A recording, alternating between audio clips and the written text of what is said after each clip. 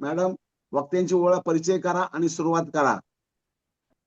आजचे आपले तज्ञ वक्ते आहेत डॉक्टर श्री राजन अनंत केळकर सर आणि विषय आहे संतती आणि सप्तमांश कुंडली. राजन केळकर सर हे BA वेदांग ज्योतिष शास्त्रामध्ये कवी कुलगुरू कालिदास संस्कृत विश्वविद्यालय येथे त्यांचे शिक्षण झालेले आहे. MA वेदांग ज्योतिष कवी कुलगुरू कालिदास संस्कृत विश्वविद्यालय साधारण 2007 ते 2000 आणि त्यांचा विशेष प्रबंध म्हणजे अनपत्यता आणि त्याची कारण मीमांसा यामध्ये विशेष प्रावीण्य त्यांनी मिळवलेले आहे. त्यानंतर PhD त्यांची झालेली आहे. त्यामध्ये दशा पद्धती आणि अनिष्ट काळसूचक कालचक्र दशा एक विश्लेषणात्मक अभ्यास त्यांनी सादर केला होता. साधारण 2011 ते 2018 पर्यंत अध्यापक म्हणून त्रिस्कंद ज्योतिष महाविद्यालय येथे अध्यापनाचे कार्य देखील केलेले आहे. इंदिरा गांधी मुक्त विद्यापीठात ज्योतिष या विषयाचा शैक्षणिक सल्लागार म्हणून त्यांनी कार्य केलेले आहे आणि 1992 पासून ज्योतिष विषयात रुची आणि अभ्यास ज्योतिषशास्त्राचा प्रचार आणि प्रसार त्यांनी केलेला आहे. ज्योतिष इंटरनॅशनल समित नागपूर मध्ये प्रबंध वाचन देखील केलेलं आहे. अनेक ज्योतिष मासिकांमध्ये देखील त्यांचे लेखन प्रसिद्ध आहे. शासकीय सेवेत असताना साधारण 2004 पर्यंत ऑटोमोबाईल विषयाचे अध्यापन, त्यानंतर 2017 मध्ये गट निर्देशक या पदावर ते कार्यरत आणि 2017 मध्ये शासकीय सेवा निवृत्ती झालेली आहे. तर हे ज्येष्ठ ज्योतिर्विद आहेत. तर त्यांचा एक वेगळा विषय विवाह आणि सप्तमांश कुंडलीनुसार आपण त्याचे योग कसे बघायचे, तर ते विषय आज आपल्या पुढे ते सादर करणार आहेत. तर सरांना विनंती करते की आपण मार्गदर्शन करावे. धन्यवाद सुवर्णाताई. माझा आवाज येतोय? सर्वप्रथम कुंडली मंथन व भाग्योदय ज्योतिष मंचाच्या आजच्या अब्दपूर्ती निमित्ताने आयोजित प्रथम वर्धापन दिनाचे व व्याख्यानाचे सर्व प्रमुख अतिथी मान्यवरांना माझा नमस्कार. कुंडली मंथन व भाग्योदय ज्योतिष मंचाच्या चमूने सफलतापूर्वक विविध विषयांची व्याख्यानांचे आयोजन करून एक उत्तम उपक्रम राबवून द्वितीय वर्षात पदार्पण केलेले आहे. त्याबद्दल श्रीमान हेमंत रणनवरे, श्रीमती सुवर्णा सुत्रावे यांच्या चमूचे मनपूर्वक अभिनंदन व कौतुक. त्यांचे कार्य असेच सफलतापूर्वक पुढेही चालत राहो ही ईश्वरचरणी प्रार्थना. ह्यात प्रमुख टेक्निकल सपोर्टचे अक्षय चिंचवणकर यांचा निस्वार्थ सहभाग आणि मदत हेही वाखाणनीय आहे. त्यांचेही अभिनंदन. आजच्या व्याख्यानाला उपस्थित प्रमुख अतिथी, आयोजक व ऑनलाईन समस्त ज्योतिषप्रेमी अभ्यासकांना नूतन संवत्सर शालिवाहन शके 1948 व गुढीपाडव्याच्या हार्दिक शुभेच्छा. आज माझ्या विषयावर सर्व मान्यवरांच्या उपस्थितीत विचार मांडण्यास मी आरंभ करतो. धन्यवाद. माझा विषय जो आहे तो सांगताना थोडी गडबड झाली. विवाह आणि संतान किंवा विवाह आणि सप्तमांश नसून संतती आणि सप्तमांश हा विषय आहे. संतती आणि सप्तमांश यावर मी आज माझे विचार प्रकट करणार आहे. जगात इतकी अशाश्वतता वाढली आहे की पैसा असला तरी लोकांना समाधान व शांतता नाही. पुढे काय हा प्रत्येकाला पडलेला प्रश्न. कारण पैसा असूनही समाधान व शांतता गमावून बसलेला हा मानव प्राणी आहे. आज प्रत्येकाला काही ना काही समस्या आहे. कोणाचं शिक्षण अपूर्ण आहे, तर कोणाला नोकरी नाही, तर कोणाचं लग्नच जमत नाही, तर कोणी संततीसाठी रडतो आहे, तर कोणाचा घटस्फोट झालेला आहे. एकंदरीत काय, तर पैसा असूनही काहीतरी न्यूनता प्रत्येकाच्या वाट्याला आलेली आहे. जगात सर्व प्रकारांनी कोणीच सुखी नाही. समर्थ स्वामी रामदास स्वामी म्हणतात, जगी सर्व सुखी असा कोण आहे, विचारी मना तूच शोधून पाह. खरंच सर्व समृद्धता जरी असली तरी जगात सर्वांगाने सुखी कोणीच नाही. थोडक्यात या ना त्या अडचणी प्रत्येकासमोर आहेतच. शिक्षण पूर्ण करण्यासाठी आयुष्याची 24-25 वर्षे गेल्यावर मुलगा मुलगी, नोकरी किंवा व्यवसाय या स्थिर होण्यासाठी परत आणखी 4-5 वर्ष गेल्यावर मुलाच्या किंवा मुलीच्या पालकांच्या डोक्यात विवाहाचा प्रश्न उभा राहतो. तोपर्यंत मुलं आणि मुली काय म्हणतात, आम्ही स्टेबल नाही, स्टेबिलिटी नाही, असा मूर्खासारखा सध्या विषय सगळ्या मुलांच्या आणि मुलींच्या डोक्यात. काय स्टेबिलिटी असते त्यांनाच माहित. आणि नंतर ह्यांची वय 30-32 वर्षाची झाल्यावर विवाहाचा विषय येतो आणि विवाहासाठी वर संशोधन किंवा वधू संशोधन सुरू होतं. विवाह झाला की पुन्हा संततीसाठी दोघांची मानसिक तयारी नसते. मग त्यात मुख्य सुपीकतेचा प्रश्न उभा राहतो. काळ निघून जातो. जेव्हा दोघही संततीचा विचार करतात तेव्हा उशीर झालेला असतो, कारण निसर्ग कोणासाठी थांबत. आज कोणत्या विषयाला प्राधान्य द्यावे आणि काय प्रथम हवे याचे गणित या पिढीत बदललेले आहे. त्यामुळे विवाह करणे, तो टिकवणे, नंतर संततीचा विचार करणे या गोष्टी अशक्यप्राय होत चाललेल्या आहेत. अशा वेळी अडचणीत आलेला जातक ज्योतिषाकडे वळतो आणि ज्योतिषशास्त्र या क्लिष्ट व कठीण विषय असला तरी तो त्याच्यातून समाधान पाहण्याचा प्रयत्न करतो. ज्योतिष हा क्लिष्ट व कठीण विषय असला तरी दिवसेंदिवस जनमानसाचे आकर्षण या विषयाकडे वाढत चालले आहे. त्यात अडचणीच्या काळात ज्योतिषाला दीपस्तंभ किंवा मार्गदर्शक संबोधले आहे. तर वेदांमध्ये तर याला वेदस्य निर्मलम चक्षु असे संबोधन आहे. अडचणीत असलेला जातक त्याच्या अडचणीचे समाधान ज्योतिष शास्त्रात मिळेल या आशेने ज्योतिषाकडे येतो आणि त्याला योग्य मार्गदर्शन करणे हेही ज्योतिषाचे परम कर्तव्य आहे. तरच या विषयावर, ज्योतिषावर जनसामान्यांचा विश्वास कायम राहील. आजचा आपला विषय ही याच अनुषंगाने संतती व सप्तमांश ह्यावर आहे. त्यावर मी काही माझे विषयावर विचार मांडण्याचा प्रयत्न करतो आहे. मात्र एक लक्षात घ्या की संतती हा खूप मोठा विषय आहे. त्याच्यातले जे सामान्य नियम आहेत त्याची चर्चा मी करणार नाही. काही विशेष नियमांचा इथे मी पोहापो किंवा उल्लेख करणार आहे. आजचा विषय आहे संतती आणि सप्तमांश. पुत्र संततीचे अत्यंत महत्व धर्मशास्त्र, वेदांमध्ये आणि इतरत्र पाहायला मिळते. गरुड पुराण आणि देवी भागवतामध्ये ह्या स्लाइडवर उद्धृत केलेला श्लोक आढळतो. अपुत्रस्य गतिर्नास्ति स्वर्गो नैवच नैवच तस्मात् पुत्रमुखम दृष्ट्वा भवेत पश्चाद्धी तापसा. याचा अन्वय अगदी सोपा आहे, पण ह्याला मी थोडं एलोब्रेट करून म्हणजे विस्तार करून सांगणार आहे. याचा अन्वय आहे, ज्याला पुत्र संतती नाही त्याला सद्गती मिळत नाही. सद्गती तर मिळत नाहीच व स्वर्गही मिळत नाही. सद्गती नाही म्हणजे स्वर्ग कसा मिळेल? म्हणून पुत्राचे असणे गरजेचे आहे, हे धर्मशास्त्र सांगते. कारण पुत्र हा पितरांना म्हणजे पूर्वजांना व वंशवृद्धी करण्याला जबाबदार असलेली व्यक्ती आहे. या दोघांमधला तो जोड आहे. आता अपुत्रस्य गतिर्नास्ति म्हणजे काय? तर ज्याला संतती नाही त्याचं सद्गती कशी असेल किंवा त्याला सद्गती कशी मिळेल? तर ह्याची सुरुवात आपल्या 16 संस्कारापैकी शेवटचा जो संस्कार आहे त्या संस्कारापासून होते. शेवटचा संस्कार आहे अंत्येष्टी. म्हणजे माणूस मृत झाला की त्याचं दहन केलं जातं. दहन केल्यानंतर त्याच्या दुसऱ्या तिसऱ्या दिवशी रक्षा विसर्जन, अस्थि संचयन आदी आदी विधी केले जातात.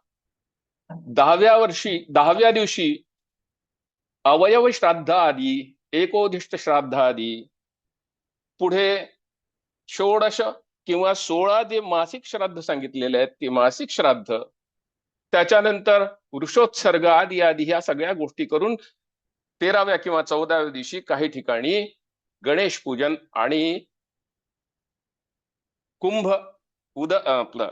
उदक शांती हे सांगितलेलं आहे.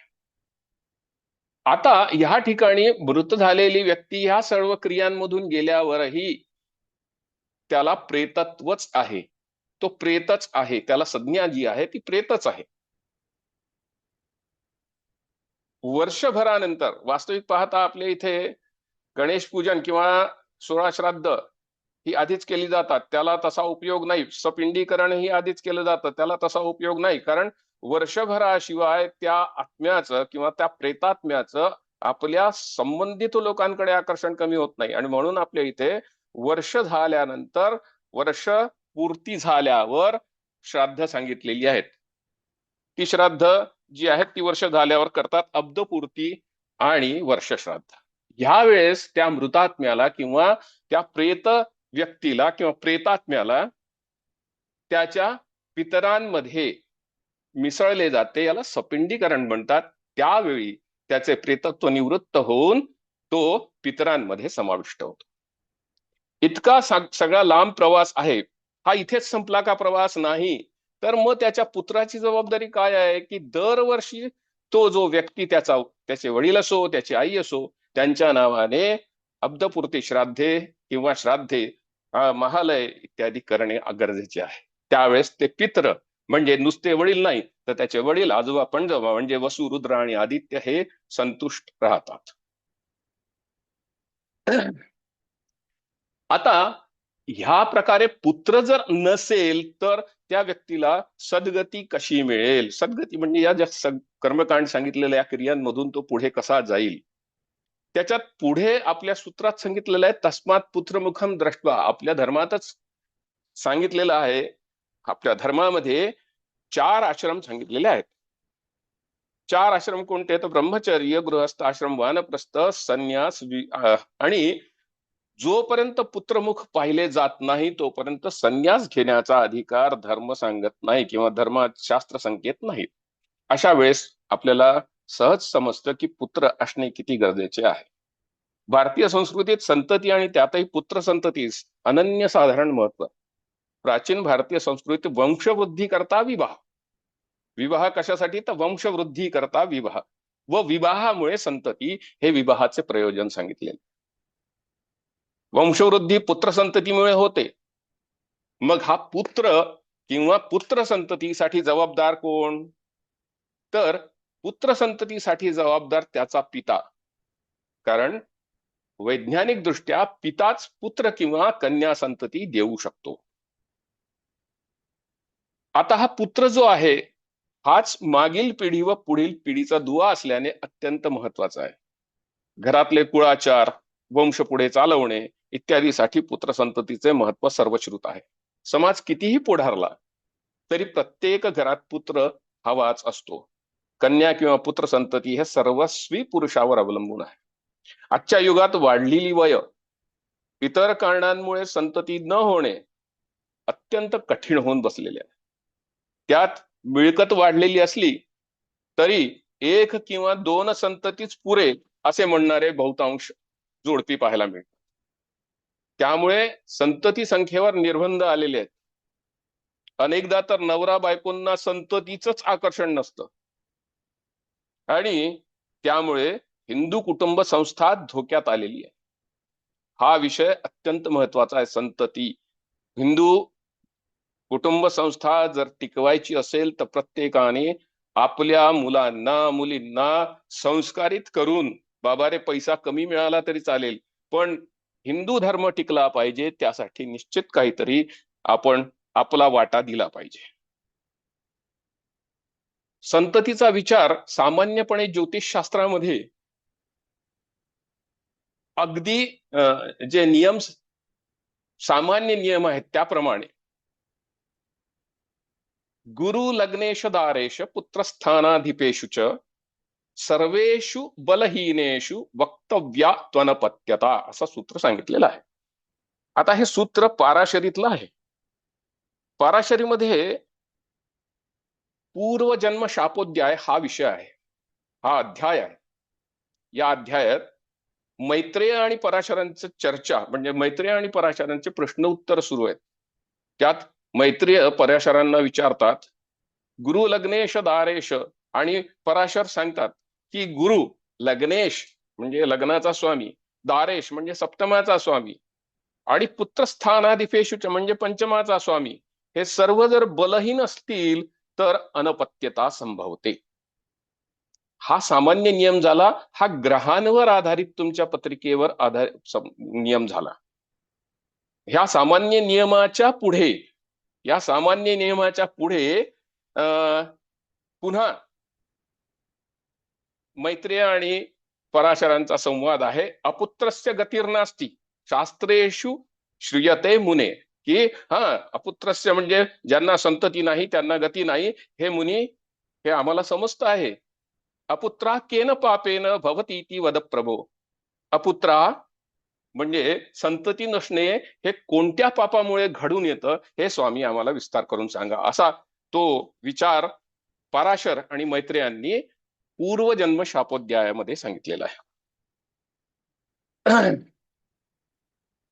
तर पुन्हा एकदा ही जे सूत्र आहे ते आपल्या पुढे मांडतो. ज्योतिषशास्त्रात संततीचा विचार गुरु लग्नेश पंचमेश आदी ग्रह व लग्न भाव पंचमेश सप्तम भाव यावरून केला जातो. त्यातल्या त्यात लग्नेश पंचम भाव सप्तमेश व गुरु निर्बली असता अनपत्यता म्हणजे संतती न होण्याचा संभव असतो. तेव्हा संतती होत नाही किंवा निसर्ग संततीला नकार देतो, तेव्हा या सर्व गोष्टीचा विशेषत्वाने अभ्यास करणे गरजेचे ठरते. पुत्रकारक गुरु व पंचमेश.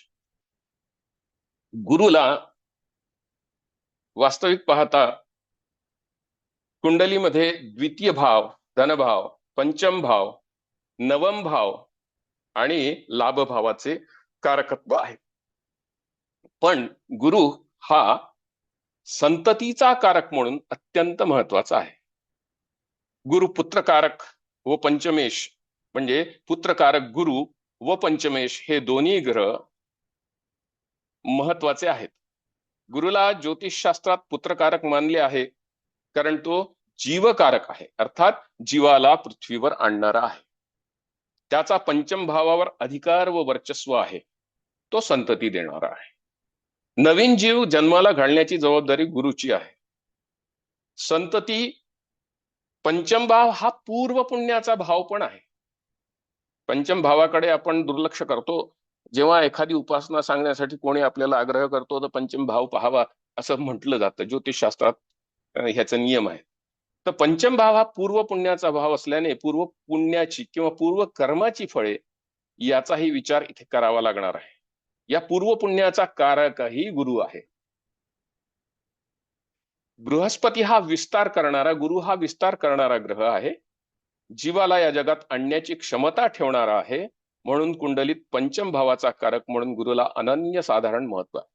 पुत्रकारक गुरु व पंचमेश यांचे पंचम भावाच्या संबंधाने योग्य विश्लेषण करावे, तेव्हा संतती होत नसेल किंवा होणार असेल किंवा होत नाही ह्याचे कारण समजू शकते. तसेच गुरुचा पंचमेश म्हणजे गुरु जिथे बसलेला आहे किंवा गुरु ज्या भावात आहे त्याच्यापासून पंचम भावाचा स्वामी हाही तितकाच महत्वाचा आहे. त्याचेही सूक्ष्म निरीक्षण करावे, कारण गुरुच्या पंचमातील राशीचा स्वामी नवीन जीवाला पृथ्वीवर आणण्यासाठी जितका गुरु जबाबदार आहे तितकाच हा पंचम भावाचा स्वामी पण जबाबदार आहे. संतती होत नसल्यास या पंचमेशाचा म्हणजे गुरुच्या पासून पंचमेशाचाच उपाय केल्यास संतती होण्यास सहायता होते.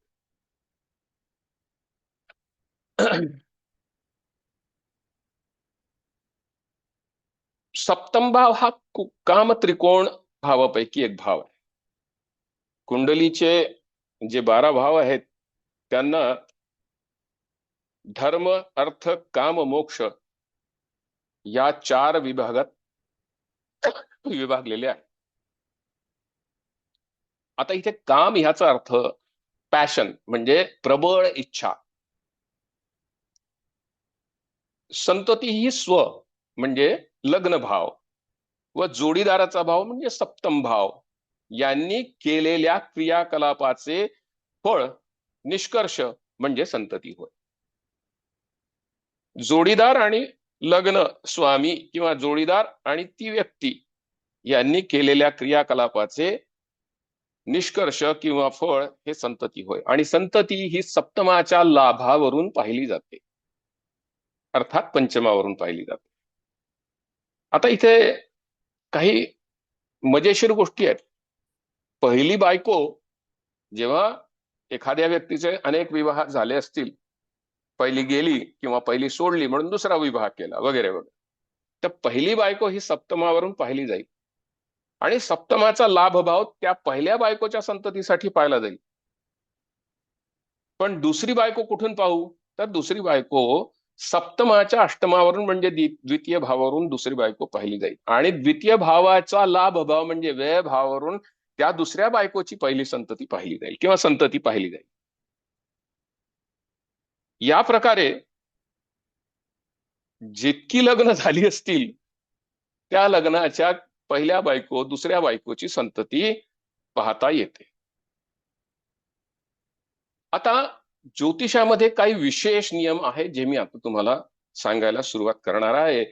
कदाचित काही लोकांना याची माहिती पण असेल.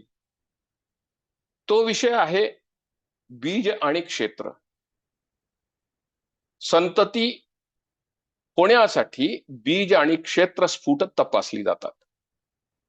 आता याच्यामध्ये काय नवल आहे? आम्ही कुंडलीची भाषा वगैरे या ग्रंथांमध्ये याचा उल्लेख आलेला आहे, पण आज मी जे सांगणार आहे त्याच्याकडे विशेष लक्ष दिल्यास तुम्हाला या बीजाचा किंवा क्षेत्राचा कसा उपयोग करतो किंवा करावा याचं थोडस कल्पना येईल. बीज हे पुरुषासाठी पाहिलं जातं आणि बीज परीक्षण हे सूर्य, गुरु आणि शुक्र यांच्या माध्यमातून केलं जातं. कसं केलं जातं? तर सूर्य, शुक्र, गुरु आणि शुक्र यांचे जे काही राशी, कला, विकला, राशी, अंश, कला, विकला यांची बेरीज केली जाते आणि आलेली बेरीज 360च्या वर असेल तर 360 वजा करून त्याला 360च्या आत आल्यास ती राशी आणि त्याचं नक्षत्र आणि त्याचं चरण शोधलं जातं. समजा एखादा पुरुष जातक आहे, त्याचं बीज तुळ राशीत आलेलं आहे आणि तुळ राशीत येऊन त्याचं बीज नवांशामध्ये मेष नवांशात आलेलं आहे. अशा वेळेस विषम राशी आणि विषम नवांश म्हणून आम्ही बीज बलवान समजू.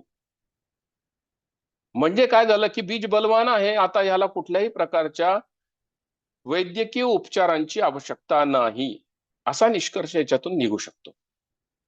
पण मध्यम बलवान बीज असेल किंवा निर्बल बीज असेल त्या व्यक्तीला निश्चितपणे वैद्यकीय उपचारांची गरज भासू शकते. तसेच क्षेत्र हे चंद्र, मंगळ आणि गुरु यांच्या बेरजेद्वारे यांची बेरीज केली असता आपल्याला प्राप्त होते. हे जर बीज की आपलं हे जर क्षेत्र लग्न कुंडलीत कर्क राशीत असेल आणि कर्क नवांशात असेल किंवा कन्या नवांशात असेल तर समराशी समनवांश यामुळे हे क्षेत्र बलवान ठरेल आणि अशा वेळेस त्या स्त्रीला कुठल्याही प्रकारे वैद्यकीय उपचारांची आवश्यकता भासत नाही. परंतु पाहण्यात असं आलंय की बीज बलवान आहे पण क्षेत्रही बलवान आहे तरीही संतती होत नाही. ह्याच्यासाठी मी हा आजचा महत्वाचा बीज आणि क्षेत्राचा मुद्दा मी आपल्या समोर मांडत आहे. अशा वेळेस बीज व क्षेत्र ह्याचा उल्लेख आपल्याला प्रश्नमार्गात पाहायला मिळतो. प्रश्नमार्ग हे बी व्ही रमणांचा ग्रंथ आहे, 2 व्हॉल्यूम मध्ये आहे.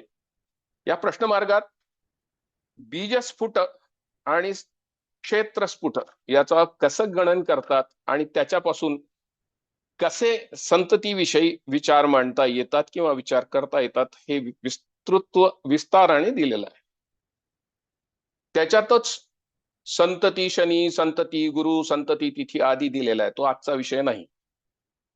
तर त्या प्रश्नमार्गात पाहता बलवान जरी तुमचं क्षेत्र किंवा बलवान जरी बीज असेल तर दोन्ही ठिकाणी हे बीज किंवा हे क्षेत्र तपासा. दोन्ही ठिकाणी म्हणजे लग्न कुंडलीत आणि नवांश कुंडलीत याचा दुरान्वयाने जरी शनी, केतू, राहू, मंगळ यांच्याशी संबंध येत असेल, मांदी गुलिक याच्याशी संबंध येत असेल तर विविध शापामुळे संतती नाकारली जाते असे स्पष्ट आहे, त्याच्यावर उपाय दिलेले आहेत.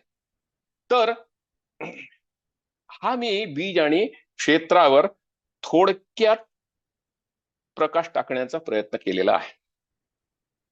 तसेच लग्नारूढ किंवा आरूढांचा विचार वैदिक ज्योतिषामध्ये, वेदांग ज्योतिषामध्ये केलेला आहे. वेदांग ज्योतिषामध्ये प्रत्येक भावाचे आरूढाची गणना केली जाते.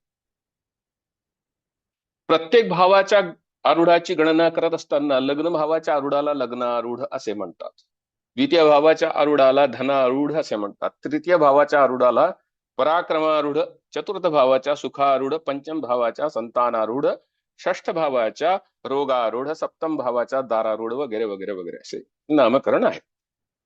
आता हे आरूढांची गणना कशी होते तर विचारणीय भाव जो आहे त्याच्यात कुठली रास आहे ते बघा आणि त्या राशीचा स्वामी त्या राशीपासून कुठे पडलेला आहे बघा आणि त्या विचारणीय भावापासून तो स्वामी किती भाव पुढे आहे तितकेच भाव पुढे त्या स्वामीच्या त्या भावाचे आरूढ येईल. फक्त इथे अपवाद एकच आहे की विचारणीय भावामध्ये किंवा विचारणीय भावाच्या सप्तमात कधीही आरूढ येत नाही. यात विशेष सांगायचं असं की 12 आरूढ आहेत, त्याच्यामध्ये व्ययाच्या आरूढाला गौणारूढ किंवा गौणपाद किंवा उपपाद असे संबोधन आहे. आज आपल्याला ह्या आरूढांचा विचार का करावा लागतो? एकदम सोपं टूल किंवा आम्ही ज्याला म्हणू शस्त्र आमच्या जवळ वैदिक ज्योतिषाने दिलेला आहे. यात लग्नाच्या तृतीयाचे आरूढ सिद्ध करतो आम्ही आणि लग्नाच्या नवमाचे आरूढ सिद्ध करतो. ह्या दोन्ही आरूढांच्या द्वितीयात, व्ययात, षष्ठात, अष्टमात जर सूर्य असेल तर संततीसाठी तो अवरोध दर्शवतो. परत एकदा मी रिपीट करतो. लग्नारूढाच्या म्हणजे लग्नाचे जे 2 आरूढ मी आत्ता सांगितले, तृतीयाचे आरूढ A3 आणि नवमाचे आरूढ A9 यांच्या द्वितीय, षष्ठ, अष्टम, द्वादश भावात जर सूर्य असेल तर इथे संततीला अवरोध दर्शवतो. पण अवरोध कोणत्या कारणाने? तर वैद्यकीय किंवा शारीरिक दोषांमुळे इथे अवरोध दर्शवतो. आता हे वैद्यकीय कारण किंवा शारीरिक दोष काय असतात? थोडक्यात जी विज्ञान सांगतं ते इथे विषय आला म्हणून सांगणं क्रमप्राप्त ठरतं. तर पुरुषामध्ये असं होण्याचं कारण शुक्राणूंची संख्या, शुक्राणूंची हालचाल, मोटिलिटी ज्याला म्हणतात, शुक्राणूंचा आकार, शुक्राणूंचा व्हॉल्यूम आणि पीएच, पोटेन्शियल हायड्रोजन किंवा ज्याला आम्ही त्याची आम्लता जर असेल तर शुक्राणू जास्त काळ जिवंत राहत नाही.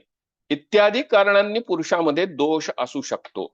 तर स्त्रीमध्ये थायरॉइड, ओव्हॅल्युटरी डिसऑर्डर, सिस्ट, फायब्रॉइड्स, बीजनलिकेमध्ये अडथळे अशा अनेक कारणांमुळे गर्भधारणा होत नाही. आणि असं जर ह्या A3 किंवा A9 या आरूढावरून दिसत असेल तर पुढचे उपाय सांगण्यापेक्षा त्यांना वैद्यकीय उपाय करण्यास सांगावे व नंतर संतती होते का हे तपासावे. जर लग्नारूढांच्या म्हणजे A3 आणि A9च्या कारणाने संतती होत नसेल तर अशा वेळेस शारीरिक दोषांचे निराकरण आवश्यक आहे आणि त्यामुळे अधिदैविक, अधिभौतिक, आध्यात्मिक उपाय अशा व्यक्तींना सांगू नयेत. ह्याच बरोबर लग्नारूढाबरोबर किंवा लग्नारूढाच्याच बाबतीत बोलताना मी काय सांगितलं की लग्नारूढाच्यामुळे तृतीयाचे आरूढ किंवा नवमाचे आरूढ याच्यामुळे जर दोष येत असतील, त्याच्या 2, 6, 8, 12 भावात सूर्य असेल तर शारीरिक दोषामुळे संतती होत नाही. आता आपण सूर्यारूढाकडे वळणार आहोत. सूर्य ज्या भावात बसला असेल त्याच्यापासून तृतीय आणि नवमाचे आरूढ सिद्ध करावे. सूर्यापासून तृतीय भावात जी रास असेल त्या राशीचा स्वामी जिथे बसला असेल त्याप्रमाणे आरूढ सिद्ध करावे. तृतीयाच्या आरूढामध्ये किंवा नवमाच्या आरूढामध्ये, सूर्यापासूनच्या तृतीयाच्या आरूढामध्ये किंवा नवमाच्या आरूढामध्ये, तृतीयाच्या किंवा नवमाच्या आरूढापासून द्वितीय, षष्ठ, अष्टम, द्वादश भावामध्ये जर सूर्य असेल तर तो संतती देत नाही, होऊ देत नाही. याचे कारण काय? तर याचे कारण पैतृक दोष किंवा कुलदेवतेचा शाप इत्यादी होऊ शकतात. तो दोष त्या सूर्यापासून कसा अवरोध होत आहे किंवा सूर्य A3च्या A9च्या कुठल्या भावात बसलेला आहे, तिथे काय दोष असू शकतो हे पाहिल्यानंतर सांगता येतं. सूर्याच्या तृतीय भावाचे व नवमाच्या आरूढाच्या, पुन्हा एकदा रिपीट करतो, सूर्याच्या तृतीयाच्या किंवा नवमाच्या आरूढाच्या 2, 6, 8, 12 भावात जर सूर्य असेल तर अधिभौतिक, अधिदैविक, आध्यात्मिक यापैकी कोणत्या तरी एका कारणाने संतती नाकारली जाते. याचं उदाहरण मी पुढे देणारच आहे. आणि कुळात हे दोष काय असतात? तर कुळातील दोष, पितरांचे शाप, कुलदेवतेचा शाप या सर्व कारणांनी संतती होण्यास अडथळा असतो. अशा वेळी योग्य कारण शोधून त्याची खात्री करून उपाय रचना केल्यास संतती होण्यास मदत होते. आता आपण अजून एक पाहणार आहे, तर तो विषय आहे उपपाद. उपपाद म्हणजे मी आता थोड्या वेळपूर्वी सांगितलं की द्वादश भावाचे आरूढ म्हणजे उपपाद. वैदिक ज्योतिषामध्ये उपपादाचा विचार अनेक प्रकारे केला जातो. लग्नभाव, पंचम भाव, सप्तम भाव, लग्नेश, पंचमेश, सप्तमेश आदी सर्वांच्या परीक्षणानंतरही किंवा लग्नारूढाच्या परीक्षणानंतरही जर संततीसाठी निष्कर्षापर्यंत पोहोचता येत नसेल तर उपपादाच्या द्वितीय भावात कुठली रास आहे, कुठला ग्रह बसलेला आहे, हा ग्रह किंवा ती रास किंवा त्याच्यावरच्या दृष्ट्या या त्या दोषाकडे अंगुली निर्देश करतात. या संबंधाने योग्य उपाय केल्यास निश्चित संतती होते. हे मी जे सांगतो आहे हा माझा अनुभव आहे.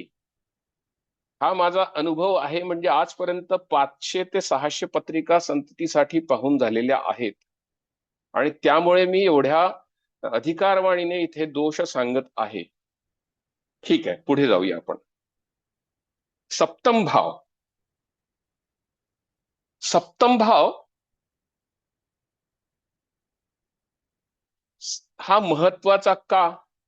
तर कारण सप्तम भाव हा जो भाव आहे तो दोघांची भोग देण्याची, लग्न भाव आणि सप्तम भाव ही पती पत्नींची भोग देण्याची क्षमता दाखवतो. वैदिक ज्योतिषात लग्नारूढ आणि दारारूढ याचा विचार करतो. वैदिक ज्योतिषामध्ये लग्नारूढ आणि दारारूढ जर केंद्र त्रिकोणात असतील तर श्रीमंत योग असतो आणि अशा व्यक्तींमध्ये फिजिकल कॉम्पॅटिबिलिटी उत्तम असते. मी जे शॉर्ट मध्ये सांगत आहे याचा अर्थ आपण समजून घ्या, सगळे समजदार आहात.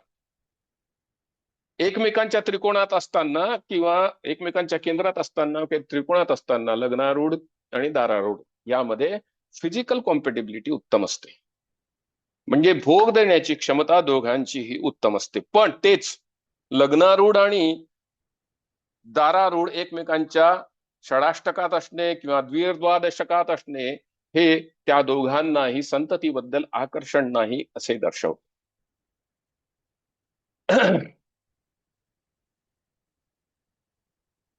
आजच्या मुख्य विषयाकडे संततीनंतर मी वळतो आहे, तो आहे सप्तमांश. सप्तांश किंवा सप्तमांश. ज्योतिषशास्त्रामध्ये प्रत्येक भावाच्या वर्गकुंडल्या आहेत, लग्नभाव सोडून. द्वितीय भावाची वर्गकुंडली होरा कुंडली, तृतीय भावाची द्रेष्कांड कुंडली, चतुर्थ भावाची कुंडली म्हणजे काय म्हणू आपण याला, चतुर्थ भावाच्या कुंडलीला वरून घर किंवा वास्तू बघितला जातो, पंचमावरून संतती बघितली जाते, वगैरे वगैरे. तर ह्या कुंडल्यांपैकी आजची सप्तमांश म्हणजे पंचम स्थानाचं विस्तार आहे. पंचम स्थानावर जास्त महत्व किंवा पंचम स्थानाची जास्ती माहिती देणारी ही कुंडली आहे सप्तमांश कुंडली. सप्तमाविषयी जेव्हा म्हणजे कामाविषयी जेव्हा जास्त ओढ निर्माण होते, सप्तमाविषयी जेव्हा जास्त ओढ निर्माण होते, त्यावेळी दोघही पंचमाचा म्हणजे संततीचा विचार करतात.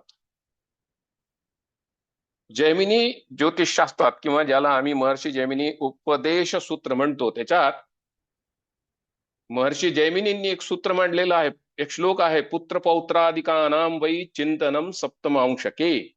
इथे नुसतं पुत्र म्हटलेलं नाही, तर सप्तमांशावरून पुत्र आणि पौत्र, पौत्र म्हणजे मुलगा आणि नातू, ह्याचं पण विश्लेषण करता येतं.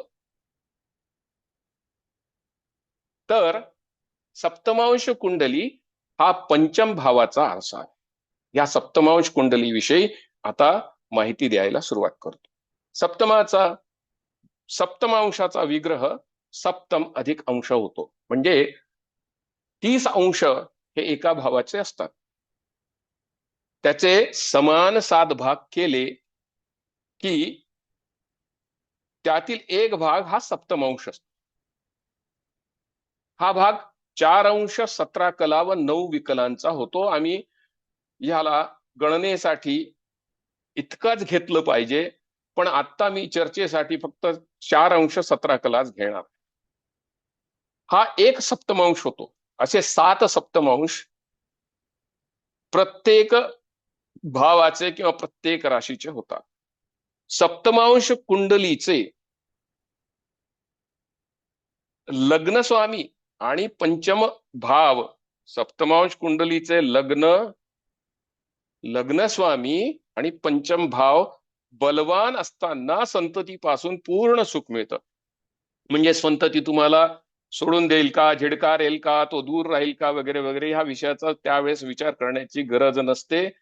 काय म्हटलं मी, पुन्हा एकदा रिपीट करतो, सप्तमांश कुंडलीचे लग्न स्वामी आणि सप्तमांश कुंडलीचाच पंचम भाव बलवान असता संततीपासून उत्तम सुख मिळते.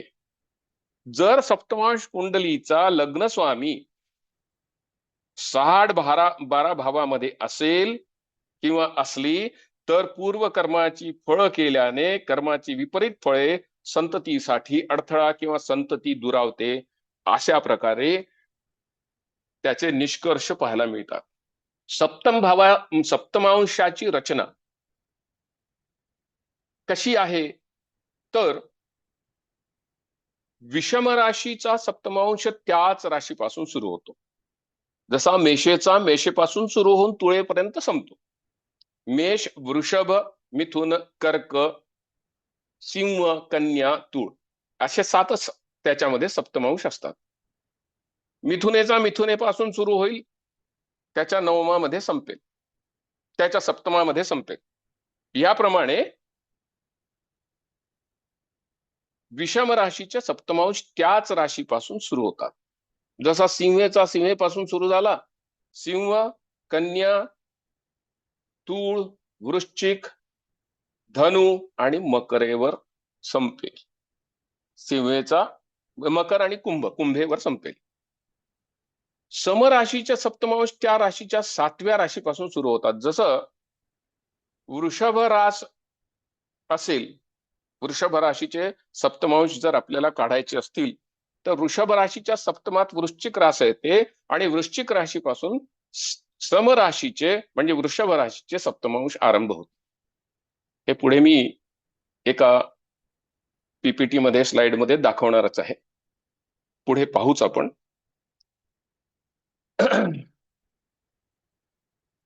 इथे तेच उदाहरण किंवा तेच सूत्र पराशरांनी दिलेले आहे की सप्तमांश पास्वोज गृहे गणनीया निजशेता निजशता. सप्तमांशामध्ये स्वोज म्हणजे ओज, ओज म्हणजे विषम राशी, यांची गणना त्याच राशीपासून करावीत. आणि युग्म राशो तु विज्ञेया सप्तमर्ष दिनायकतम असा उल्लेख आहे. म्हणजे युग्म राशी म्हणजे समराशी, समराशीचे सप्तमांश हे त्याच्या सप्तम राशीपासून गणना त्याची करावी, अशा प्रकारचं सूत्र आहे. त्याप्रमाणे आपल्याला ते गणना त्यांची करता येते. आता आजचा दिवस अत्यंत महत्वाचा आहे. आज गुढीपाडवा आहे. आज रामाचं नवरात्र सुरू होत आहे. आज नूतन संवत्सर आरंभ होत आहे. तसंच आजचा दिवस ब्रह्म्यानी सृष्टीची निर्मिती सुरू करण्याचा दिवस आहे. आता हा जो ब्रह्मा आहे, तर हिंदू पौराणिक ग्रंथांनुसार सृष्टीची निर्मिती ईश्वराने ब्रह्म्याकडे दिली आहे. तर पालनाची जबाबदारी विष्णू आणि संहाराची जबाबदारी महेशाकडे आहे, शिवाकडे आहे. सरस्वती ही हिंदू धर्मातील ज्ञान, बुद्धी, विद्या, संगीत, कला, वाचा, वाणी आदींची सर्वोच्च देवता आहे. तसेच ब्रह्म्याची पत्नी पण आहे. जी उत्पत्तीला गरज आहे त्या 7 रसांची देवता म्हणून सारसवती, सरस्वती म्हटलेलं आहे. हे ज्योतिष शास्त्रानुसार 7 रस कोणते हे आपण बघूया.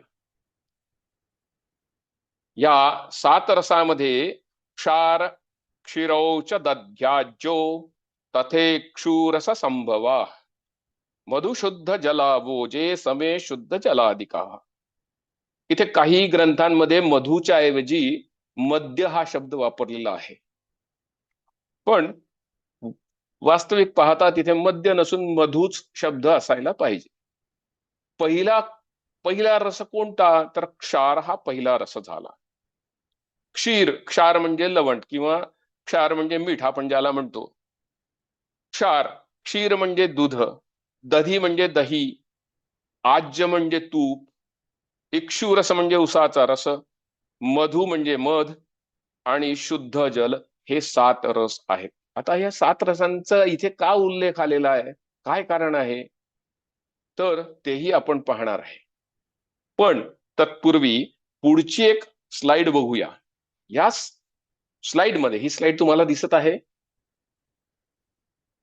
विषम राशीचे सप्तमांश सांगितलेले आहेत. विषम राशीचे सप्तमांश सांगताना मेषेचा मेषेपासून सुरू होऊन तुळेवर संपलेला आहे, मिथुनेचा मिथुनेपासून सुरू होऊन धनेवर संपलेला आहे, सिंहेचा सिंहेपासून सुरू होऊन कुंभेवर संपलेला आहे, तुळेचा तुळपासून सुरू होऊन मेषेवर संपलेला आहे, धनुचा धनुपासून सुरू होऊन मिथुनेवर संपलेला आहे, इत्यादी इत्यादी. या प्रत्येक सप्तमांशाला एक क्षार दिलेला आहे. मेषेचा, मिथुनेचा, सिंहेचा, तुळेचा, धनेचा, कुंभेचा पहिला असेल तर त्याला क्षार रस दिलेला आहे. दुसरा जो भाग आहे वृषभेचा, कर्केचा, कन्येचा, त्याला क्षीर. अशा प्रकारे या रसांचं विभाजन केलेलं आहे किंवा रसांचं त्या सप्तमांशाकडे जबाबदारी दिलेली आहे. इथे हे क्षार जे आहे हे क्रमाने आलेले आहेत. ह्याकडे लक्ष मुद्दामून वेधू इच्छितो. तर पुढील चार्ट मध्ये समराशीचे सप्तमांश सांगितलेले आहेत. इथे वृषभेचा वृश्चिकेपासून सुरू झाला, वृषभेवर संपला, याप्रमाणे. आणि इथे रसांचा क्रम विरुद्ध आहे, विपरीत आहे, उलटा आहे. म्हणजे शेवटी जल होतं विषमामध्ये, इथे जल सुरुवातीला आलं, मधु त्याच्यानंतर आलं, इक्षुरस त्याच्यानंतर आलं, घृत म्हणजे काय, तूप हे त्यानंतर आलं, दधी, क्षीर, क्षार हे लक्षात ठेवणे अत्यंत महत्वाचे आहे. आता या 7 रसांचा उपयोग आम्ही काय करतो? खरंच ज्योतिषामध्ये या 7 रसांचा उपयोग आहे, पाराशरीमध्ये हे 7 रस दिलेले आहेत, पण आम्ही पाराशरीमध्ये सप्तमांश पाहिला आहे का? तसे वर्गकुंडल्या ज्या आहेत त्यांच्याकडे आपण विशेष लक्ष देत नाही असा अनुभव येतो. आणि कोणत्याही आचार्यांनी किंवा आजपर्यंतच्या लोकांनी प्रत्येक जे वर्गकुंडले आहेत त्याचं विश्लेषण केलंय बा, त्याच्यावर आम्ही काही शिकू शकू बा असा विषय नाही. म्हणून या वर्गकुंडल्यांकडे दुर्लक्ष होत. आता या 7 रसांचं महत्व आपण पाहू. पुन्हा आपल्या विषयाकडे येऊ. चंद्र हा मातृत्वाचा कारक आहे. चंद्र हा मातृत्वाचा कारक आहे आणि चंद्राची सप्तमांश कुंडलीतील दुर्बलता, ज्याची कुंडली विषम राशीची असेल, समराशीची असेल, अशांना संतती होत नसेल तर सप्तमांश कुंडलीमध्ये चंद्राचं निरीक्षण करा, विश्लेषण करा. त्या सप्तमांश कुंडलीमध्ये चंद्र जर दुर्बल असेल तर मातेची गर्भामध्ये गर्भ वाढवण्याची क्षमता नसते आणि तिथे संततीवर प्रश्नचिन्ह निर्माण होतो किंवा मातेमध्ये गर्भाचे पोषण करण्याची क्षमता नसते.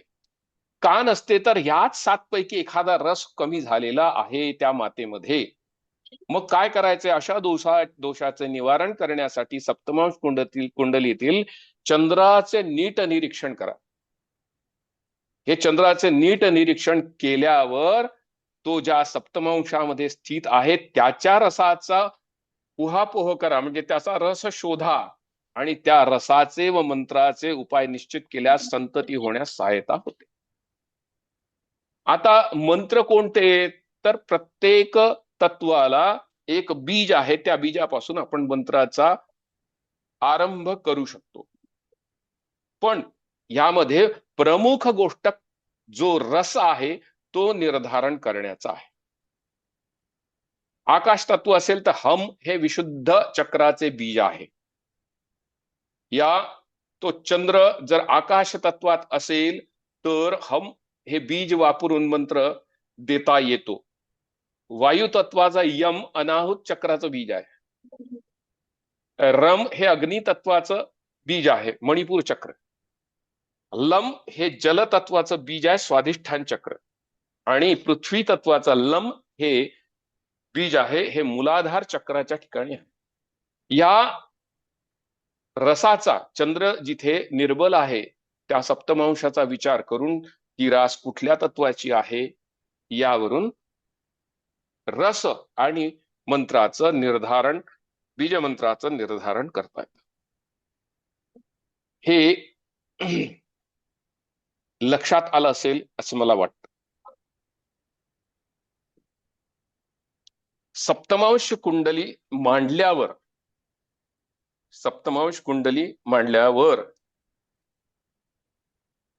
त्या सप्तमांशाच्या पंचम भावावरून संतती पाहिल्या जाते.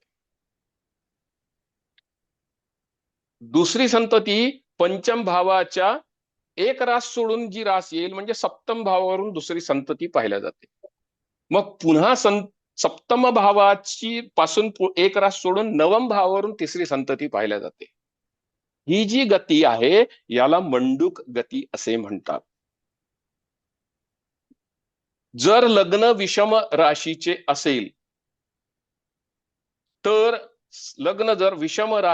असेल तर पंचम भाव ही पहिली संतती दर्शवतो. पंचम भाव विषम राशीचे लग्न जर असेल तर पंचम भाव ही प्रथम संतती दर्शवतो. सप्तम भाव ही दुसरी संतती, नवम भाव तिसरी संतती, एकादश भाव चौथी, लग्न पाचवी आणि पुढे तृतीय भाव ही सहावी संतती दर्शवतो. पुढे गती पुन्हा पंचमावर येत नाही तर चतुर्थापासून पुढे जाते. अशा प्रकारे 12 संतती या सप्तमांश कुंडलीवरून पाहता येते. सप्तमांश कुंडलीचे लग्न जर समराशीचे असेल तर व्युत्क्रमाने, राशी व्युत्क्रमाने म्हणजे आता पंचम भाव सम राशीचे लग्न असल्यामुळे पंचम भाव कुठला घेतला तर नवम भाव हा पंचम भाव झाला समराशीचे लग्न असल्यामुळे. म्हणून नवम भावावरून पहिली संतती पहावी. मग व्युत्क्रमाने पुढे जायचं आहे मला, तर मग सप्तमावरून दुसरी, पंचमावरून तिसरी, तृतीयावरून चौथी, याप्रमाणे विषम व समराशीचे लग्न असताना त्या त्या भावाला अत्यंत महत्व आहे. जिथे राहू केतूचा आस येईल तिथे मंडूक गती पुढे जात नाही. तिथे मंडूक गती म्हणजे संतती. समजा पंचमावरून आम्ही पाहतोय विषम राशीचं लग्न आहे, तर पहिली संतती पंचमावरून पाहिली, दुसरी संतती सप्तमावरून पाहिली आणि अष्टमात राहू आहे. अशा वेळी इथे नवमावरून संतती पाहिल्या जाणार नाही किंवा नवमावर आम्हाला जाताच येणार नाही. राहू तिथे अडथळा निर्माण करेल आणि गती खुंटेल. म्हणजे दोन संततीच्या वरती अशा व्यक्तीला संतती होणार नाही. मात्र त्या व्यक्तीच्या, त्या जातकाच्या कुंडलीमध्ये गुरु बलवान असेल तर मात्र नवमावरून तिसरी संतती आम्हाला पाहता येईल. मंडूक गतीने पुढे जाताना जिथे राहू केतूचा अक्षय येईल तिथे गती थांबते. तिथे गती पुढे जाण्यासाठी गुरु बलवान असला पाहिजे, किंवा गुरु बलवान असेल तरी गती मार्ग बदलते म्हणजे रिव्हर्स होते. हे लक्षात घेणं आवश्यक आहे. आणि हे राहू केतू मध्ये आले की तिथे गती थांबते हा निश्चित विषय आहे. पण गुरु बलवान असेल तर पुढच्या संततीचा निश्चित विचार करता येतो. प्रत्येक संततीचे भाग्य आणि लिंग हे त्या भावातील राशी, राशी स्वामी अनुसार ठरते.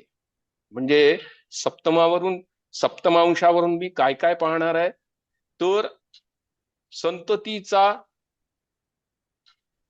संततीचे लिंग निर्धारण होईल. संततीचे जातकाविषयीचे आकर्षण, जातकाविषयीचे नातेसंबंध पाहता येतील. समजा पंचमावरून संततीचा बोध घ्यायचा आहे, तर पंचमात कोणती रास आहे ते सर्वप्रथम तपासा. त्याचा स्वामी कुठे आणि कोणत्या राशीत आहे ते पहा.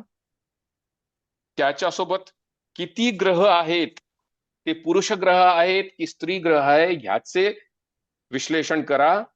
जर ती रास पुरुष रास असेल आणि सर्व ग्रह त्या पंचमाच्या स्वामी बरोबर पुरुष ग्रह असतील तर पुरुष संतती संभवते.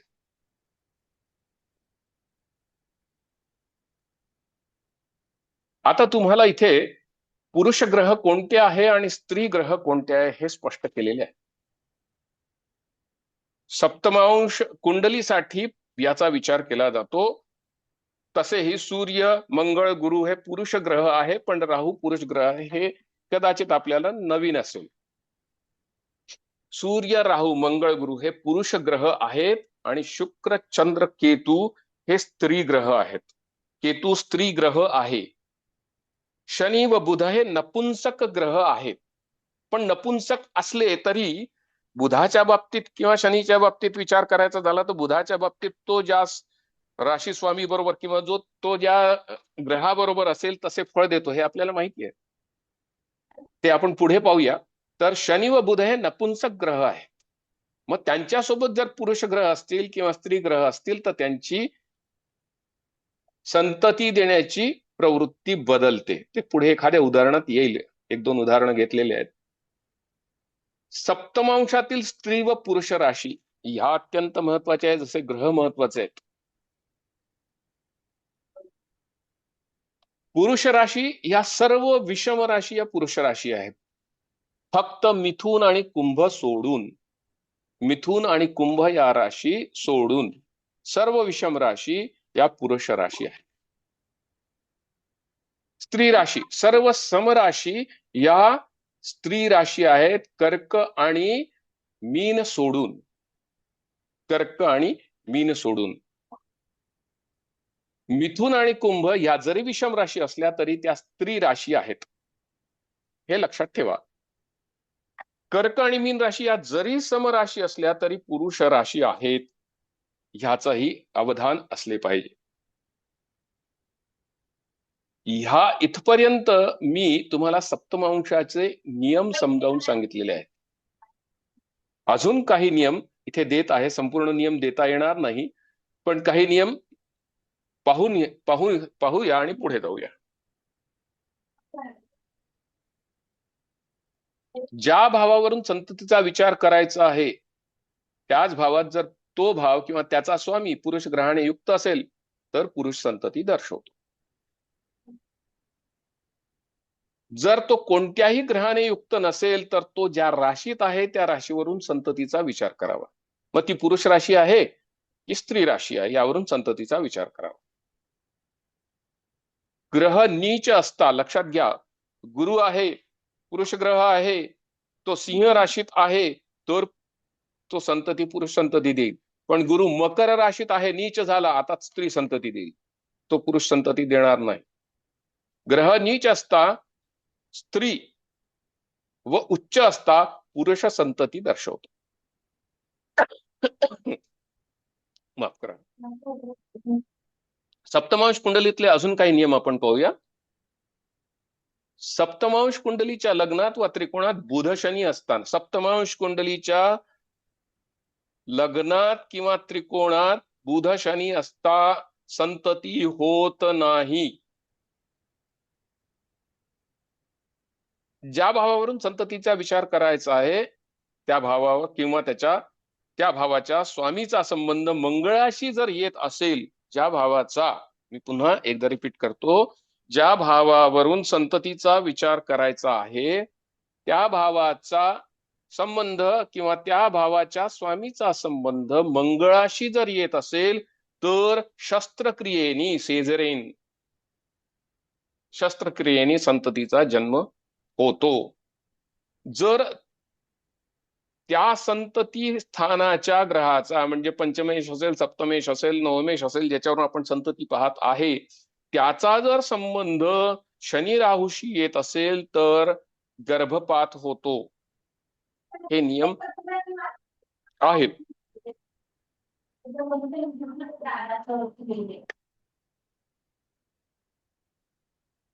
पुरुषाच्या सप्तमांश कुंडलीत पंचम भाव हा संततीवर नियंत्रण ठेवा, हा अत्यंत महत्वाचा नियम आहे. पुरुषाच्या सप्तमांश कुंडलीत पंचम भाव हा संततीवर नियंत्रण ठेवणारा ग्रह आहे व स्त्रीच्या सप्तमांश कुंडलीत नवम भाव हा कुंडलीवर नियंत्रण ठेवणारा ग्रह आहे. ह्या नवमाच्या द्वितीयाचा स्वामी किंवा पुरुष कुंडलीमध्ये, पुरुष कुंडली इथे मी विषम लग्न समलग्न हे नाही घेत आहे. पुरुषाची कुंडली असेल म्हणजे जातक पुरुष असेल तर त्याच्या कुंडलीत पंचमाचा स्वामी संततीवर नियंत्रण ठेवतो, पण षष्ठाचा स्वामी मार्केश ठरतो सप्तमांश कुंडलीत.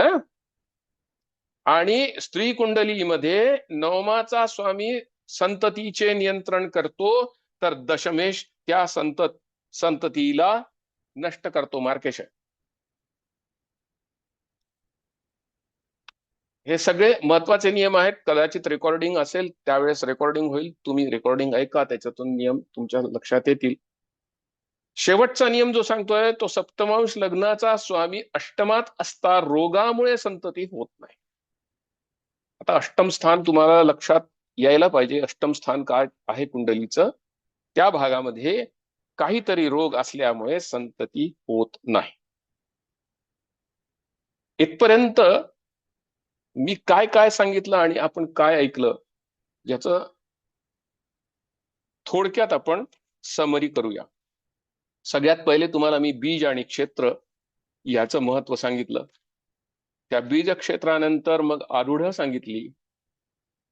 आरूढानंतर नियम सांगितलेत काही. त्याच्यानंतर आपण सूर्यारूढ पाहिलं, सप्तमांश कुंडलीची रचना पाहिली, इत्यादी इत्यादी. या व्याख्यानामध्ये मी आपल्यापर्यंत माझा विचार पोहोचवण्याचा प्रयत्न केलेला आहे. आता आपण जी उदाहरणं आहेत ती बघूया. ही कुंडली इथे तुम्हाला दिसते आहे सगळ्यांना असं मला वाटतं. ही पुरुष कुंडली आहे. या पुरुषाचा जन्म, हॅलो एनी प्रॉब्लेम? या पुरुषाचा जन्म 29 सप्टेंबर 1992 आहे. वेळ दुपारची 15:35 आहे आणि नागपूरचा जन्म आहे. अक्षांश 21°9 आणि रेखांश 19°6 आहे. ही सप्तमांश कुंडली आहे. याचं विश्लेषण आपण करूया. आता प्रथम लग्नाकडे आपण आपलं लक्ष केंद्रित करूया. इथे लग्न मकर राशीचं लग्न आहे. म्हणजे मकर राशीचं म्हणजे समराशीचं लग्न आहे.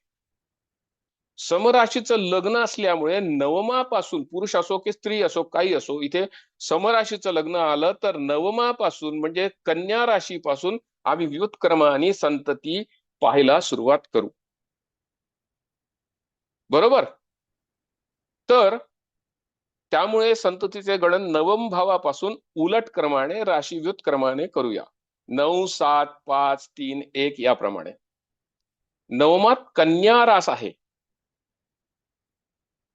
व त्याचा स्वामी बुध हा अष्टमात सिंह राशीत आहे. सिंह ही पुरुष रास आहे, तर बुध हा नपुंसक ग्रह आहे, पण पुरुष राशीत आहे. आता ह्यावर कोणाच्या दृष्ट्या आहेत, कोणत्या ग्रहांच्या दृष्ट्या आहेत ते तपासून बघू. यावर राहू आणि शनी या दोन्ही ग्रहांच्या दृष्ट्या आहेत का? दिसतंय का तुम्हाला? तर राहू हा व्ययात आहे, त्यामुळे व्ययातून नवम दृष्टीने राहू बुधाला पाहिल अष्टमातल्या. आणि शनी हा वृश्चिक राशीत आहे, एकादश भावात आहे, त्यामुळे शनी हा दशम दृष्टीने बुधाला पाहिल. मग अशी नियम सांगितला की पाप ग्रहांच्या दृष्ट्या, त्यातल्या त्यात शनी, राहू या अशा ग्रहांच्या दृष्ट्या असल्या तर गर्भपात संभवतो.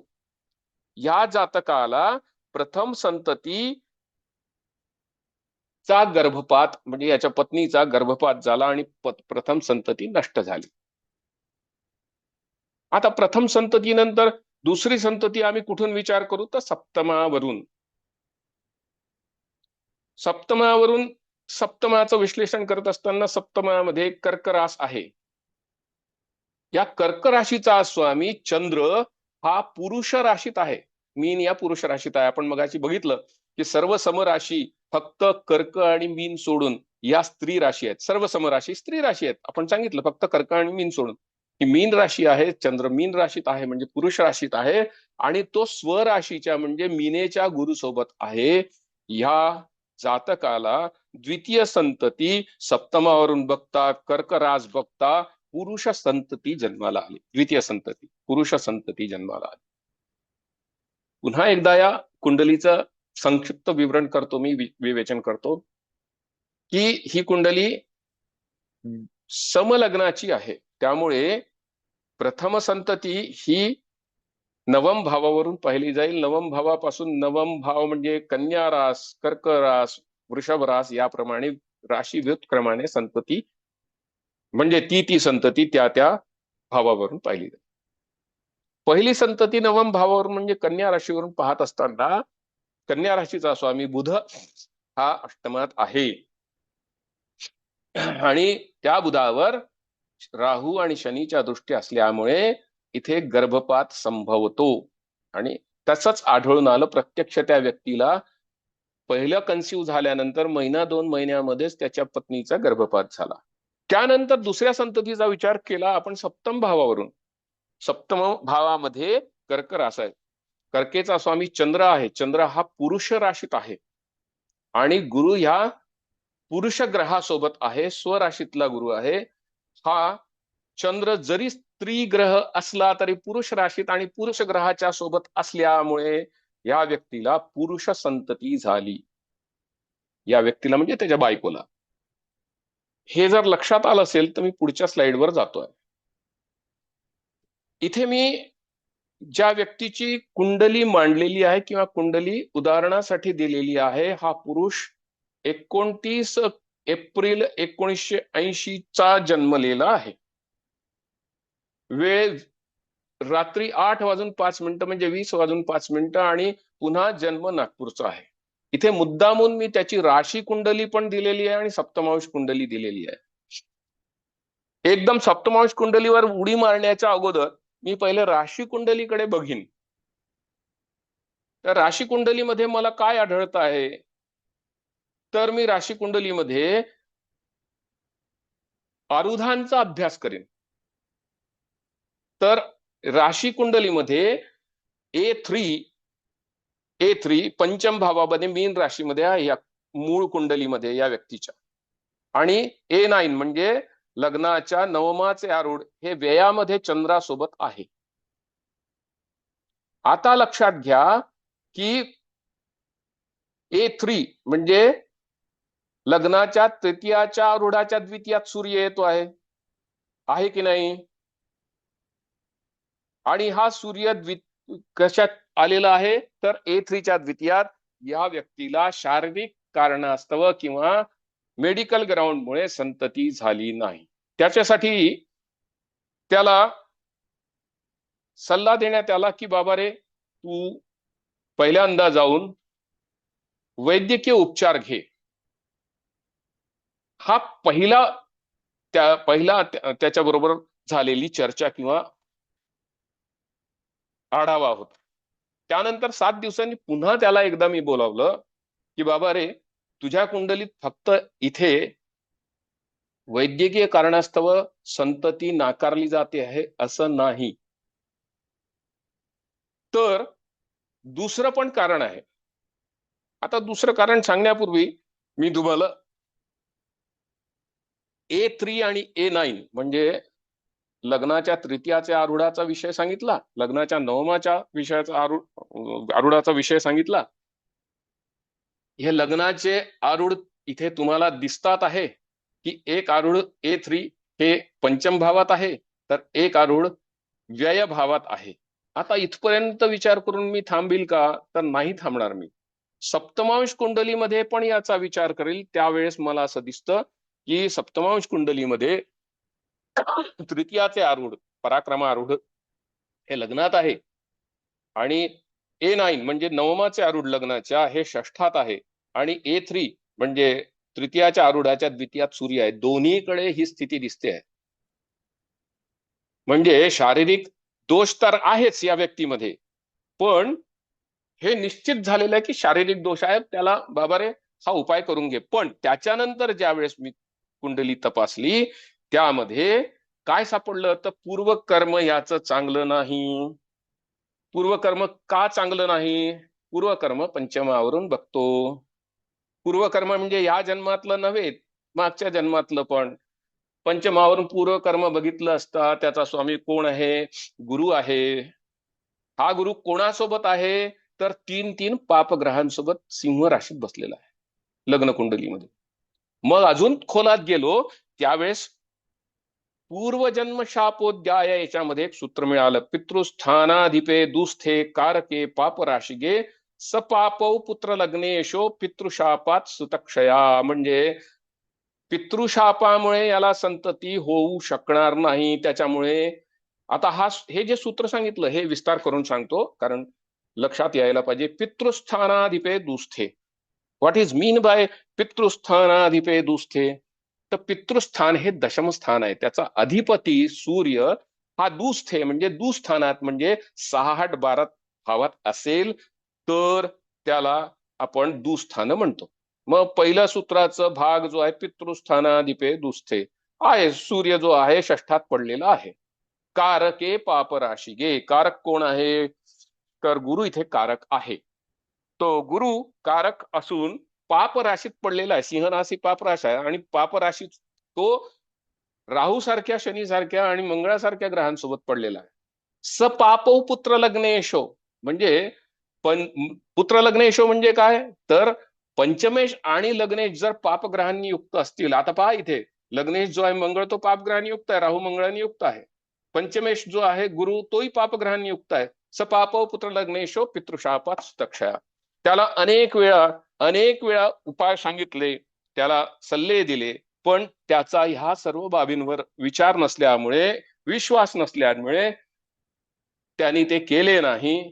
संततीच नशिबात नाही, म्हणून त्यांनी विज्ञानाचा काय घेतला, सहाय्यता घेतली. IVF 4 वेळा झाले परंतु तरीही संतती नाही, पैसे घालवले, दत्तक घेण्याचा प्रयत्न केला, दत्तक संतती पण मिळाली नाही. हा इथे विषय असल्यामुळे मुद्दाम ही कुंडली तुमच्या समोर मांडलेली आहे. आता आपण पुढची कुंडली पाहूया. आणि या पुढच्या कुंडलीत ही स्त्री कुंडली आहे. जन्म 13 जून 1979, वेळ 10:15 सकाळी आणि यवतमाळचा या व्यक्तीचा जन्म आहे. स्त्री आहे. आता ही सप्तमांश कुंडली आहे, हिची मूळ कुंडली घेतलेली नाही. मागच्या कुंडलीत बीज क्षेत्र जरी तुम्ही तपासलं, त्या जे काही मी तुम्हाला डिटेल्स दिलेले आहे त्याच्यावरून, तर तुम्हाला त्या व्यक्तीचं बीजही बलवान जरी असलं तरी गडबड झालेलं दिसेल. ही एक स्त्री कुंडली आहे. कुंडलीचे लग्न हे समराशीचे आहे, म्हणून संततीची गणना नवम भावापासून सुरू करू. आता नवमाचा स्वामी कोण आहे? तर नवमाचा स्वामी हा गुरु आहे. बघा, लक्षात घ्या, नवमाचा स्वामी गुरु आहे आणि तो पुरुष राशीतच बसला आहे. असं पाहिल्यावर कोणी पटकन सांगेल की ह्याला पहिली संतती पुरुष संतती होईल. बारकाईने बघा त्याच्याकडे, का ही स्त्री कुंडली असल्यामुळे या स्त्री कुंडलीमुळे मध्ये नवमाचा द्वितीय स्मारक ठरतो. बरोबर आहे ना? मग अशी सूत्र सांगितलं, नवमाच्या द्वितीयातच गुरु बसलेला आहे आणि तो मार्केशाच्या राशीतच बसलेला आहे आणि मार्केश मंगळाची दृष्टी त्याच्यावर आहे. प्रथम संतती गेली. आता द्वितीय संततीचा विचार करताना मकर रास येते. मकर राशीचा स्वामी हा कुठे बसला आहे? वृश्चिक राशीत बसलेला आहे. या वृश्चिक राशीमध्ये म्हणजे स्त्री राशीमध्ये तो शनी बसलेला आहे. त्या शनीवर सूर्याची ग्रहदृष्टी आणि गुरुची राशी दृष्टी येते. त्यामुळे सूर्याची ग्रहदृष्टी बघितली नाही तरी गुरुची राशी दृष्टी येत असल्यामुळे या स्त्रीला दुसरी संतती स्त्री संतती झाली. अशा प्रकारे जर आपण या सर्व नियमांचा सांगोपांग विचार केला, अभ्यास केला, तर सप्तमांश कुंडली आपल्याला अनेक प्रकारे मार्गदर्शन करत असते. ह्या मार्गदर्शनात, या व्याख्यानात आपल्याला जर काही माझ्या गोष्टी भावल्या असतील तर त्यांचं ग्रहण करा. काही गोष्टी जर समजा पटल्या नसतील तर त्याचा पुन्हा विचार करू. धन्यवाद. आणि मी माझा संबोधन इथेच थांबवतो. मला दिलेल्या माझ्या व्याख्यानाला दिलेल्या वेळाबद्दल मी संयोजकाचे आभार मानतो. धन्यवाद. धन्यवाद सर. संतती हा विषय एकदम पूर्ण डीप लेवल मध्ये तुम्ही शिकवलेला आहे. बऱ्याच लोकांचा विचार करण्याचा कल नाहीये वर्ग कुंडल्यांचा, तरीही तुम्ही तुमच्या वतीने खूप 100% छान शिकवलेलं आहे तुम्ही आम्हाला. असं वाटलं की आम्ही कुठल्या तरी क्लासला बसलोय आणि माझा पिंडच शिक्षकाचा आहे. हो, पूर्ण डीप लेवल मध्ये तुम्ही छान सांगितलंय समजून आम्हाला. थोड्या काही गोष्टी डोक्यावरनं गेलेल्या आहेत, तर त्या एकदा रेकॉर्डेड त्याच्यासाठी जर समजा कधी वेळ मिळाला आणि तुमची इच्छा असली तर प्रॅक्टिकल जोपर्यंत आपण करत नाही तर ह्या विषयाचं आकलन होणार नाही. बरोबर सर. ठीक. खूपच छान झालं सर. धन्यवाद. शंका वगैरे असेल तर खरोखर इतकं सुंदर झालंय की अगदी अज्ञानी माणसाला सुद्धा हे वाटलं की वा, फक्त तुम्ही जे A9 वगैरे त्याला आपण म्हणल्यासारखं परत प्रॅक्टिस करावी लागेल, त्याशिवाय ते 100% आकलन किंवा ते हातात बसणार नाही. सर, लग्न कुंडली सर्वप्रथम लग्न कुंडली बघून त्यानंतर चंद्र आणि त्यानंतर सप्तमांश कुंडली बघावी असंच आपलं म्हणणं आहे. हेच मी समजतो. बिलकुल डायरेक्ट सप्तमांश कुंडलीवरती जाऊन पण नाही उपयोग होत नाही. पहिल्यांदा माझ्या मते पहिल्यांदा लग्न कुंडली आणि नवमांश कुंडली पाहिली पाहिजे. नवमांश कुंडली कशासाठी? तर काही ग्रह लग्न कुंडलीत उच्चीचे असतात, परंतु ते नवमांश कुंडलीत जेव्हा नीच होतात त्याची फळ देण्याची क्षमता कमी होते. बरं, आणि त्यामुळे आपण नवमांश म्हणलात की कर्क आणि मीन राशीचं फक्त हा. सप्तमांश मध्येच ह्या पुरुष राशी होतात हो का? हो हो हो नाही नाही, फक्त सप्तमांशासाठीच पुरतं याचा ना? विचार केला. हो हो हा. आणि राहू केतू पण आपण मुळात पुरुष ग्रहामध्ये किंवा स्त्री ग्रहामध्ये हो. धरत नाही, हो तेही इथं फक्त सप्तमासाठी, सप्तमांश पुरतेच. सप्तमांशासाठीच. हो हो. धन्यवाद सर. बोला बोला सुरेश जोशीजी, नमस्कार, बोला. हा, हे सर मला हे विचारायचं होतं की बीज म्हणजे पुरुषाची कुंडली पाहिजे का? 100% बीज म्हणजे पुरुषाची आणि पाहिजे. आणि कशासाठी पाहिजे?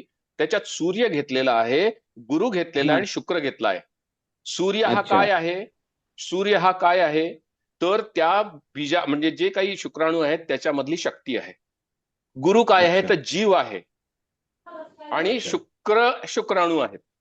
त्याच्यासाठी बरं. बीज जेव्हा घ्यायचं असेल त्यावेळेस हे 3 ग्रहांचा विचार करावा, त्यांची बेरीज करावी.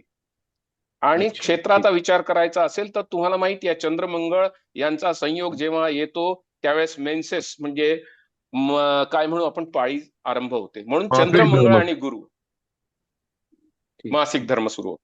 तर चंद्र ठीक, मंगळ आणि गुरु याचा स्त्री कुंडलीसाठी क्षेत्र म्हणून विचार केलेला.